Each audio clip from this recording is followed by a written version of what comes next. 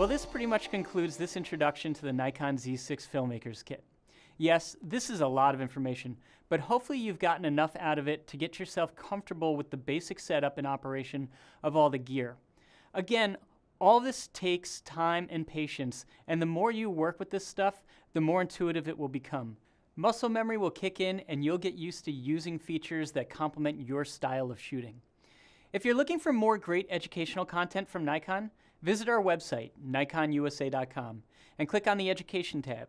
Here you'll find a large collection of articles, videos, and classes that are sure to educate and inspire.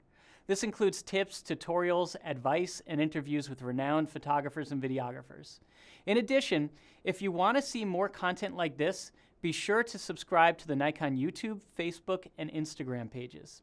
And finally, if you post content that was shot with this kit, we'd love to see it. Feel free to tag your videos Nikon No Filter and Nikon Z6. I hope you enjoy using the Nikon Z6 Filmmaker's Kit, and I look forward to seeing all the great things you create with it.